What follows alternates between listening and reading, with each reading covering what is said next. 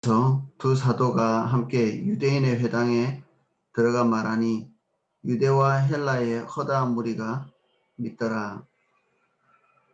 지금 사도 바울이 첫 번째 전도여행 중이죠. 이 첫 번째 전도여행을 구브로에 1차적으로 들어갔다가 지금 그리스 지역으로 들어가서 그리스 해안 지역에서부터 내륙 쪽으로 들어갔다가 지금 14장부터는 그 내륙에서 다시 반대로 이렇게 나오는 것입니다. 나오고 있거든요. 내륙으로 제일 많이 들어간 곳이 비시디아 안디옥입니다. 그 예루살렘에서 500km 떨어져 있는 그 안디옥 교회가 있었던 그 안디옥에서부터 출발해서 비시디아 지방에 있는 안디옥으로 이제 선교를 떠난 것입니다. 그래서 거기까지 깊숙이 산악 지역까지 들어갔다가 그 산악 지역에서 다시 나오면서 이게 후퇴하면서 복음을 다시 전하면서 거꾸로 이렇게 다시 나오고 있는 것입니다. 이렇게 복음을 역방향으로 이렇게 다시 후퇴해 나오면서 복음을 전하고 다시 안디옥 교회로 돌아가는 이게 1차 전도 여행의 루트입니다.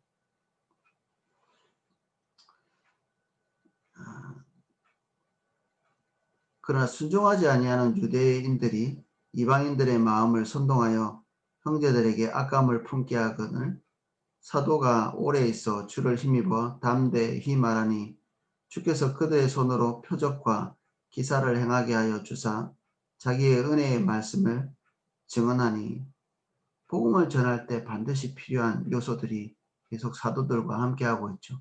이것이 우리에게도 동일하게 일어나야 됩니다. 이 두 사도라고 이렇게 얘기했는데 우리가 사도라고 이렇게 얘기하면 흔히 12사도를 얘기하잖아요. 예수님께서 직접 세우신 12명의 사도. 근데 여기에 있는 두 사도라고 이렇게 보면 바나바도 사도라고 지칭하고 있죠. 바울도 사도고. 사도의 정의가 뭘까?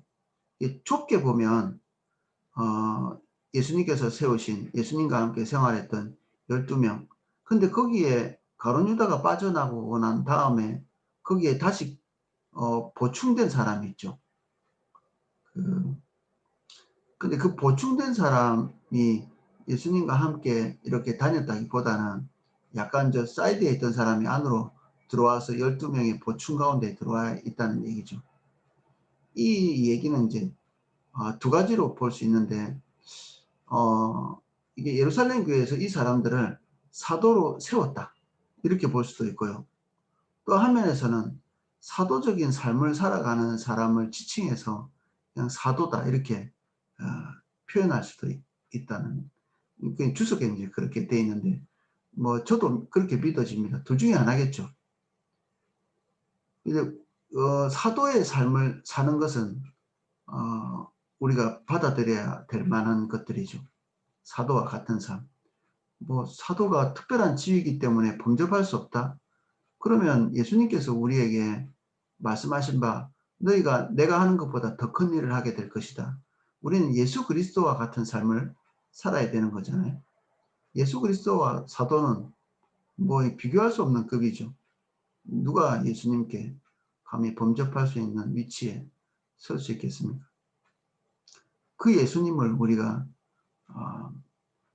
따르는 자고 그리고 예수 그리스도의 삶을 사는 자이면 당연히 그것을 본받는 사도들을 따르는 삶이죠. 우리 한 사람 한 사람이 사실은 사도의 삶을 살아가는 것입니다.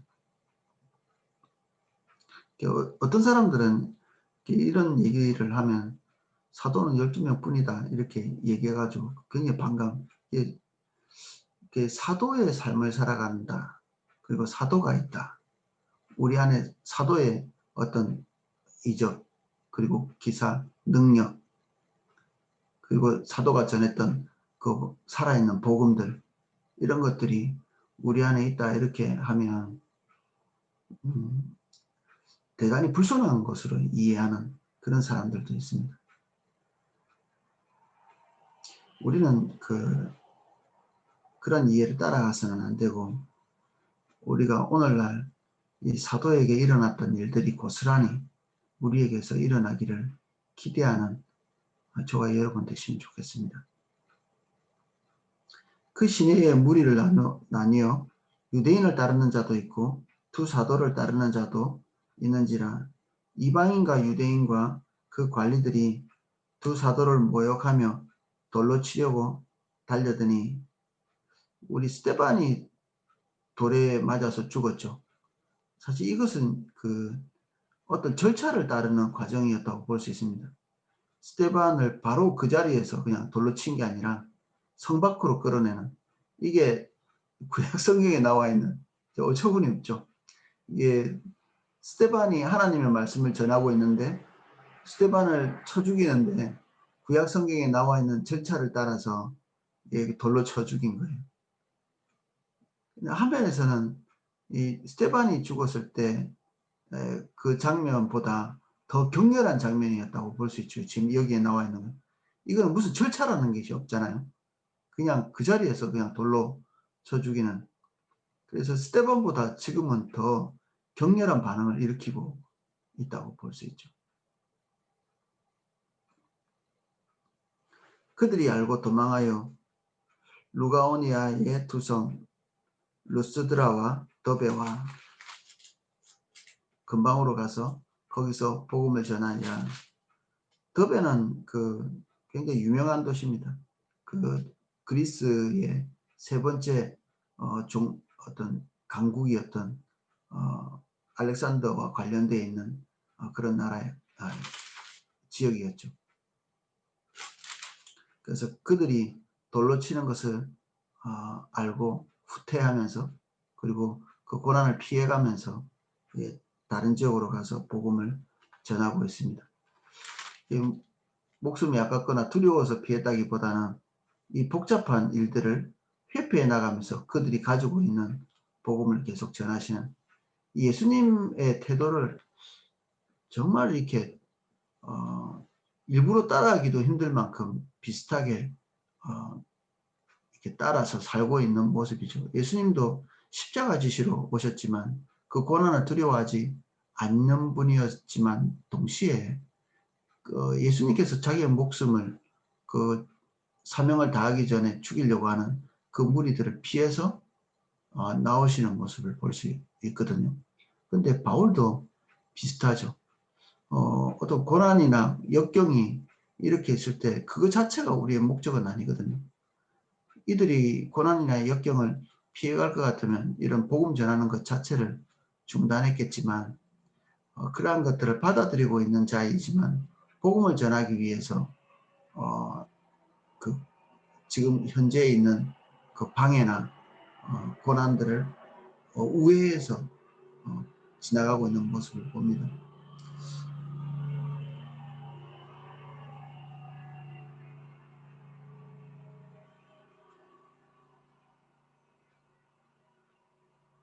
예, 바깥에 너무 큰 소음이 나서 잠깐 정지했습니다.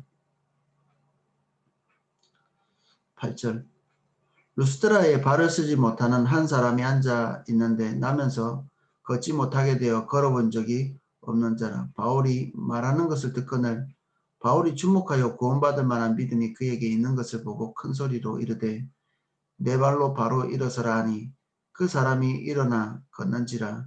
무리가 바울이 한 일을 보고 루가오니아 방언으로 소리를 질러 이르되 신들이 사람의 형상으로 우리 가운데 내려오셨다 하며 바나바는 제우스라 하고 바울은 그 중에 말하는 자이므로 헤르메스라 하더라.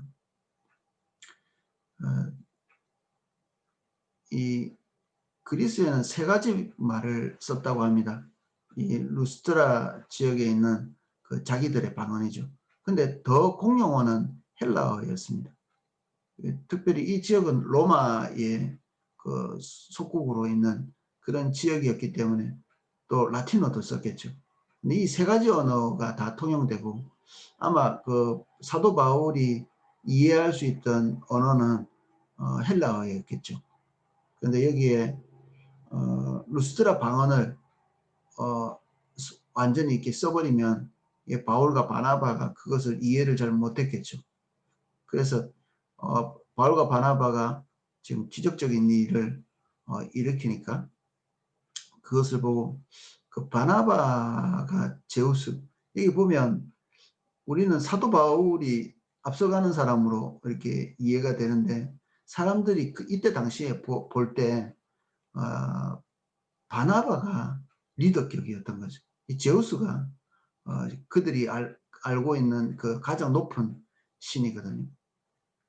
그 옆에서 그 언어를 담당하는 신이 헤르메스인데 이 바울이 말을 이렇게 하기 때문에 말만 하는 거죠. 그냥 말을 하기 때문에 헤르메스다 이렇게 이해를 했던 거죠. 지금 이 안전뱅이를 일으키는 지금 사건인데 누가의 입장에서 이것을 여기에 그대로 집어넣고 있는데 이 모습을 어디서 많이 본 것 같지 않으세요? 이게 베드로가 성전 미문에 앉아서 그 구걸하던 그 사람을 일으킨 그 사건과 이게 판박이죠. 그러니까 베드로와 함께 했던 성령께서 지금 이방에서도 똑같이 바울과 바나바를 통해서 그 하나님의 역사가 일어나고 있는 것입니다.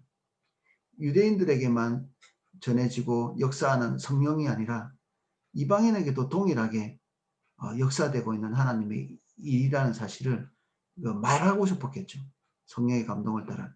그래서 많은 이거 말고도 기록되어진 것 말고도 많은 이적들이 있었겠지만 굳이 이것들을 선별해서 여기에다 집어넣은 거죠. 그래서 베드로와 사도 바울을 이렇게 대비를 하듯이 이렇게 넣어놓은 것입니다. 지금은 베드로가 그 앞장 앞에 상반 장들 에 나타난 것 외에는 지금 거의 나타나고 있지 않잖아요. 이 후반에서는 계속 바울의 팀이 주님을 전하는 이 이방에서의 역할을 계속 기록해 놓고 있거든요. 대신 복음이 유대인들에게 역사했던 것과 동일한 그 강도로 이방에서 전해지고 있다는 사실을 볼 수 있습니다. 두 사도 바나바와 바울이 듣고 옷을 찢고 무리 가운데 뛰어들어가서 소리질러 옷을 찢었다는 것은 이 유대인들이 비통하거나 슬프거나 그리고 참담한 그런 감정이 올 때 흔하게 했던 행동들입니다. 이르되 여러분이요 어찌하여 이러한 일을 하느냐? 우리도 여러분과 같은 성정을 가진 사람이라 여러분에게 복음을 전하는 것은 이런 헛된 일을 버리고 천지와 바다와 그 가운데 만물을 지으시고 살아계신 하나님께로 돌아오게 함이라. 하나님이 지나간 세대에는 모든 민족으로 자기들의 길을 가게 방임하셨으나 그러나 자기를 증언하지 아니하신 것이 아니니 곧 여러분에게 하늘로부터 비를 내리시며 결실기를 주시는 선한 일을 하사 음식과 기쁨으로 여러분의 마음에 만족하게 하셨느니라 하고 이렇게 말하여 겨우 무리를 말려 자기들에게 제사를 못하게 하니라. 이 복음에는 놀랍게도 그들이 행하고 있는 우상 숭배에 대해서 꼬집고 질타하는 그런 내용보다는 이 복음에 하나님을 좋아하게 만드는 그런 요소들이 있죠. 하나님이 여러분들을 향해서 선하고 좋은 마음들을 가지고 있었다. 그리고 은혜를 베풀고 계셨다. 이런 내용이죠. 이들에게 전한 복음에는 구약 성경이 전혀 이렇게 제시되고 있지 않죠. 이들은 성경 자체를 알지 못하는 그러한 사람들이기 때문에 우리 앞에서 유대인들에게 전했을 때 구약 성경을 인용해 가면서 복음을 전했던 것과는 전혀 다른 방식으로 복음을 전하고 있고 그리고 하나님에 대해서 소개하고 있죠. 대상에 따라서 복음 전하는 방식이 계속 이렇게 변하는 것들을 볼 수 있습니다. 그 상대방이 이해할 수 있도록 복음을 만들어 놓는 거죠. 19절 유대인들이 안디옥과 이고니온에서 와서 무리를 충동하니 그들이 돌로 바울을 쳐서 죽은 줄로 알고 시외로 끌어내치니라. 제자들이 둘러섰을 때에 바울이 일어나 그 성에 들어갔다가 이튿날 바나바와 함께 더베로 가서 복음을 그 성에서 전하여 많은 사람을 제자로 삼고 루스드라와 이고니온과 안디옥으로 돌아가서 제자들의 마음을 굳게 하여 이 믿음에 머물러 있으라 권하고 또 우리가 하나님의 나라에 들어가려면 많은 환난을 겪어야 할 것이라 하고 각 교회에서 장로들을 택하여 금식 기도하며 그들이 믿는 주께 그들을 위탁하고 이 복음을 전하고 난 다음에 그 사도 바울이 전한 그 복음이 계속 생명력 있게 확장하고 있었던 걸 볼 수 있습니다. 그들이 복음을 전하고 복음이 그 자리에서 예를 들어서 10명에게 전해졌으면 그 10명 그대로 이렇게 머물러 있었던 것이 아니라 그 복음이 그 자체 내에서 이렇게 확장해서 있는, 그래서 복음을 전하면서 내륙으로 갔다가 다시 후퇴해서 나오면서 그들이 전했던 복음을 다시 재확인하는 그런 시간 동안에 또 복음이 이렇게 확장되어 있고, 그래서 이게 사도 바울의 그 공로를 통해서 복음이 확장됐다. 이 한 부분을 담당한 사도 바울이지만 복음 그 자체가 생명이 있고 능력이 있어서 이렇게 확장되어가는 이런 모습을 우리가 봅니다. 그리고 성령께서 이 일의 주체라는 사실을 우리가 계속 염두에 두고 우리 눈에 초점이 사도 바울의 특이성으로 이렇게 가 있으면 안 됩니다. 사도 바울이 너무나 훌륭했기 때문에 지금 이런 일이 일어났어 라고 하면 오늘날 우리에게는 사도 바울이 없잖아요. 그럼 이것이 오늘날에는 정말 기대할 수 없는 것이 되어버리죠. 그런데 이 뒤에 계시는 성령께서 이 모든 일들의 실제적 주도권자이심을 우리가 이해하면 오늘날 우리에게도 계시는 성령께서 동일한 일을 하실 수 있다는 기대를 우리가 할 수 있겠죠. 그리고 사도 바울이 말하고 있는 이 복음의 핵심적인 요소 중에 하나가 고난받는 것입니다. 우리에게 고난이 있다는 사실은 우리가 그리스도인임을 증명하는 것이고 우리가 살아있다는 것을 암시하는 거죠. 사도 바울이 유달리 복음에 대한 그 역풍이 많았던 이런 지역에서는 실제로 하나님의 역사가 강력했기 때문에 그것에 반해서 유대인들의 어떤 그 반대 활동도 더 많았죠. 하나님의 역사가 많을수록 어둠도 거기에 같이 활동하고 있는 걸 볼 수 있습니다. 붕이 올 때 붕이 그냥 붕 자체로서 이렇게 역사했다기보다는 그 뒤에 어둠의 역사도 같이 따라와서 이 붕이 일어났던 선한 결과들을 다 뒤집어 엎는 그런 일들도 우리가 서적을 통해서 볼 수 있거든요. 그래서 어둠의 일이 있고 그리고 박해가 있고 그리고 고난당하는 일이 있다. 이것이 사도 바울에게는 놀람거리도 아니었던 것 같습니다. 이것은 자연스러운 일로 받아들였고 그리고 본인만 그렇게 고난당하고 환난당하는 것이 아니라 복음을 받고 있는 이 처음 예수를 믿는 이 지역에 있는 사람들에게 당연히 고난이 너희들과 함께 있을 것이다 얘기하고 있죠.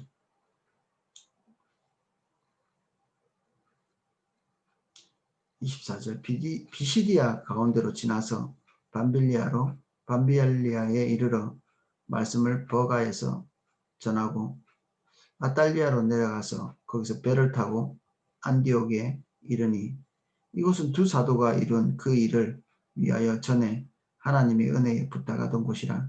사도 바울이 지금 1차 전도 여행을 마무리 지은 이 시점입니다. 1차 전도 여행을 출발하게 된 그 여행을 하게 된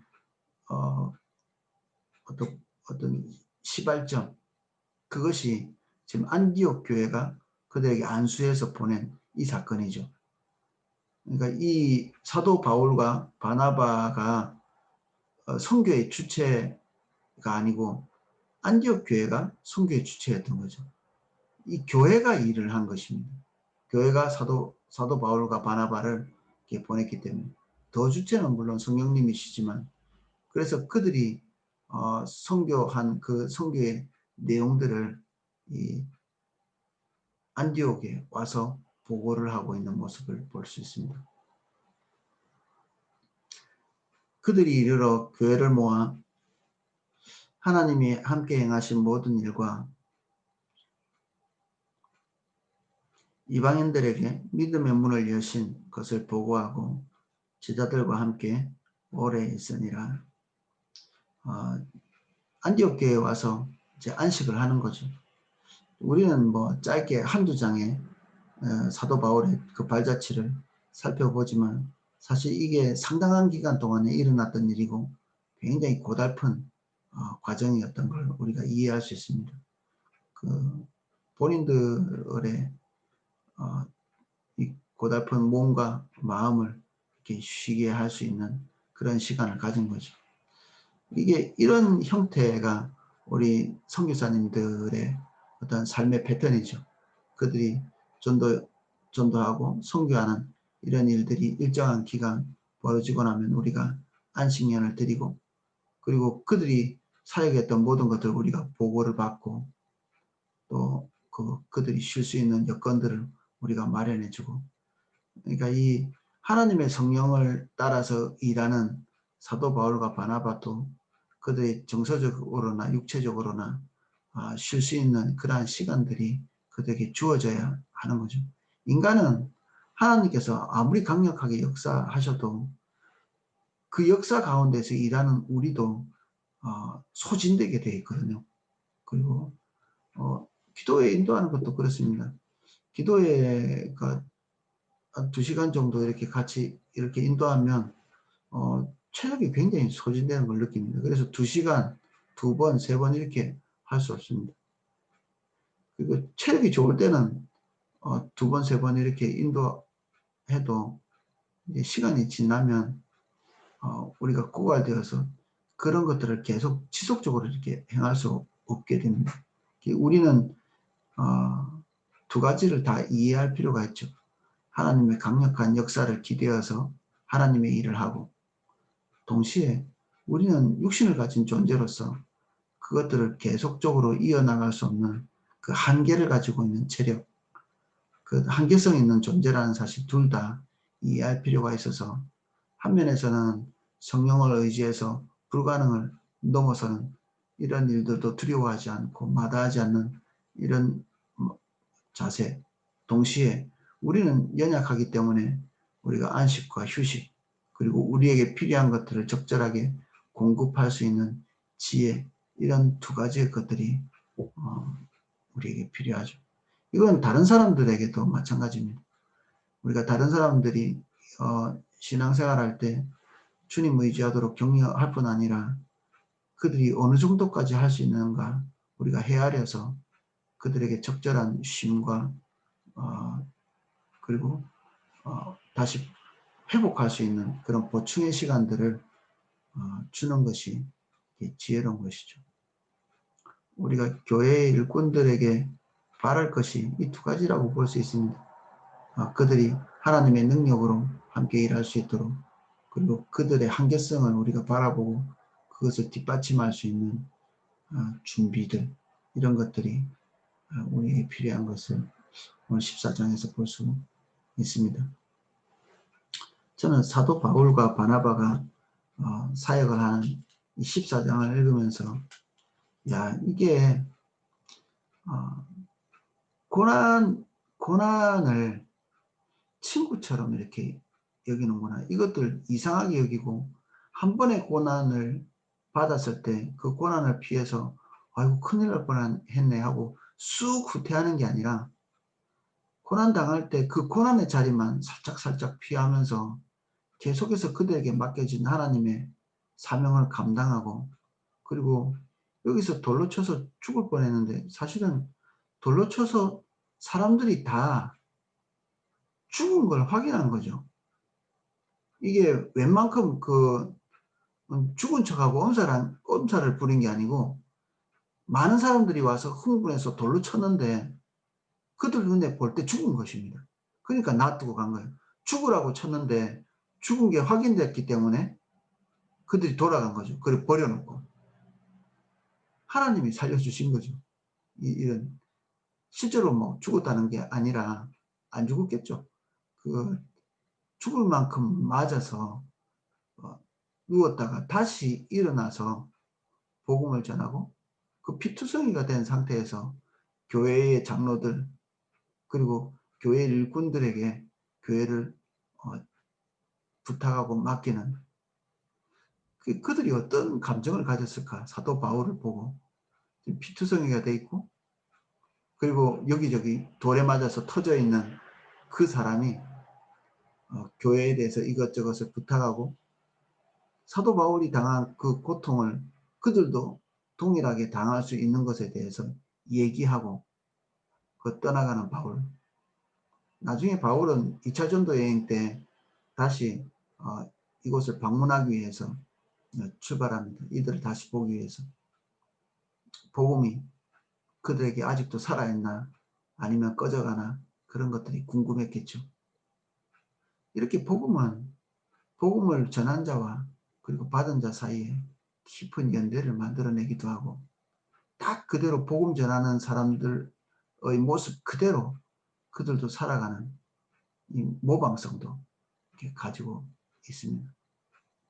우리가 복음을 전하는 우리의 복음을 듣는 사람에게 우리는 어떤 존재입니까? 우리가 추구하고 있는 자세와 태도를 앞으로 우리 입에서 복음을 듣는 사람도 동일하게 그렇게 살아가게 될 것입니다. 예수 그리스도를 본받아야지 나 믿지 말고 아니요 그렇게 안 될 겁니다. 그들은 우리가 복음이기 때문에 그들이 우리를 보고 그대로 이것이 복음이라고 생각하고 답습하게 될 것입니다. 우리가 인본주의적이고 기복적이고 율법주의적인 그런 신앙생활을 하면서 그들에게 복음을 전하면 어쩌면 복음은 전해질지 모르지만 그들의 삶은 우리와 동일한 기복적이고 인본주의적인 이러한 삶을 살게 될 것이거든요. 그래서 복음 전하는 어떤 그 도구로서의 우리가 좀 더 온전한 하나님의 그 제자로서 예수 그리스도의 제자로서의 모습을 가지기를 그렇게 갈망하는 저와 여러분 되시기를 예수님 이름으로 축복합니다. 그리고 바울은 이런 개념을 가지고 있었습니다. 이 로마서에 기록하고 있는 건데 나는 복음을 위해서 택정함을 받았다. 복음 전하는 것이 본인의 DNA 속에 들어와 있는 거죠. 그러니까 이것이 자기의 어떤 정체성입니다. 복음 전하는 사람이. 우리는 우리를 어떻게 정의하고 있습니까? 사도 바울은 복음을 전하는 자로서의 자기 정체성을 가지고 있었기 때문에 다른 고난이나 고통 그리고 때로는 그것이 좋은 결과가 나오기도 하고 나쁜 결과를 내기도 했는데 이런 좋고 나쁜 결과를 모두 관통하면서 그 가지고 있었던 사명을 감당하고 있는 걸 볼 수 있거든요. 좋은 일이 있을 때 하고 나쁜 일이 있을 때 안 하는 것이 아니라 로마서에서 자기를 정의하고 있는 그 복음 전하는 자로서 택정함을 받은 그 택정함대로 그의 삶을 살아가고 있는 거죠. 우리는 하나님께서 어떻게 부르셨는지 우리가 다시 살펴보고 우리 자신을 살펴보고 우리가 그 부르심에 따라서 살 때 우리 앞에서 긍정적인 일, 부정적인 일이 나타나는 것에 휘둘리지 않고 계속해서 우리를 부르신 그 부르심의 길을 향해서 걸어가는 자세, 이게 우리가 바울로부터 배워야 될 중요한 삶의 자세이기도 합니다. 복음 전한다고 고난이 없는 거 아니고 복음 전한다고 우리가 만사형통하는 것은 아닙니다.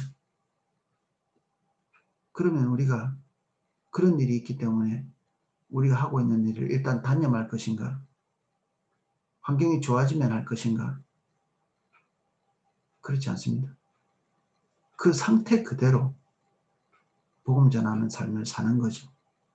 지금 현재 산적한 문제들이 계속해서 터지고 있는데 그것은 그대로 있고 복음을 전하는 것입니다.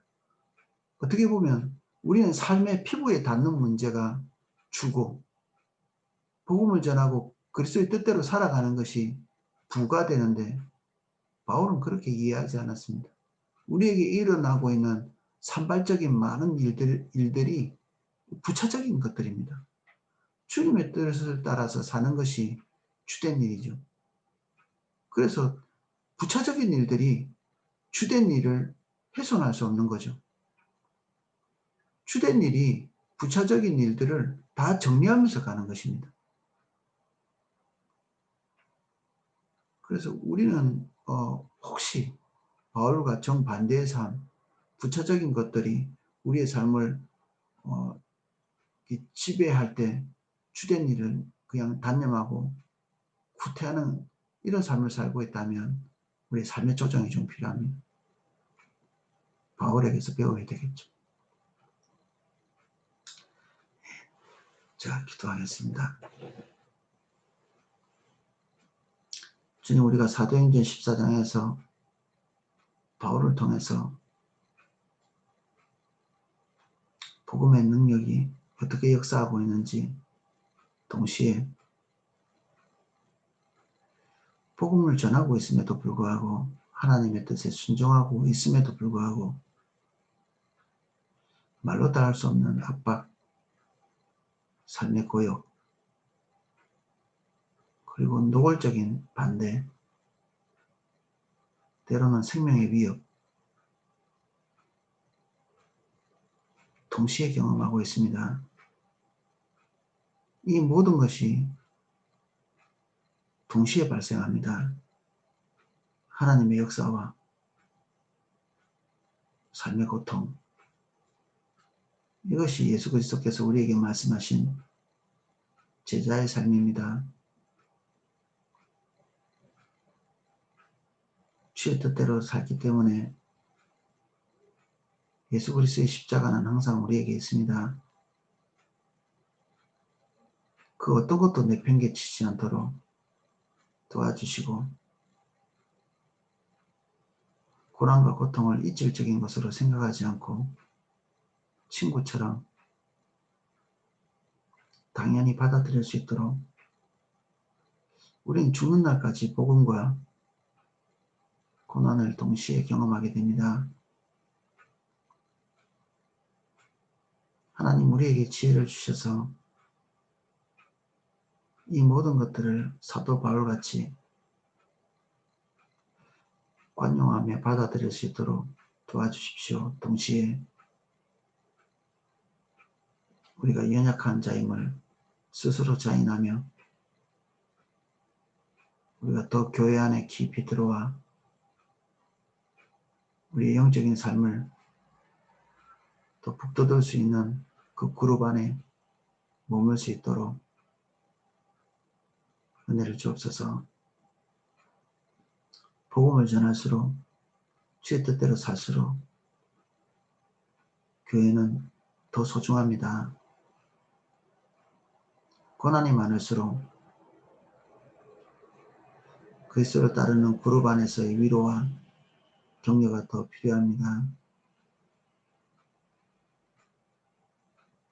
사도행전의 삶을 우리에게 주옵소서. 좌로우로 치우치지 않는 균형 잡힌 그러나 후퇴하지 않는 삶을 살 수 있도록 은혜를 주옵소서.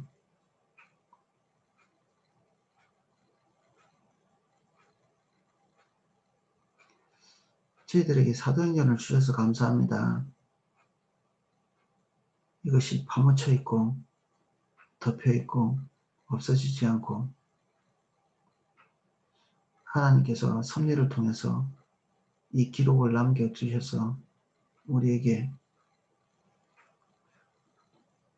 사도 바울의 그 선교의 과정을 보게 하십니다.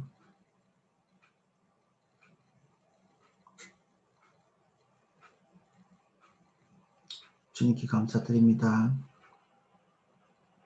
예수님 이름으로 기도하였습니다. 아멘.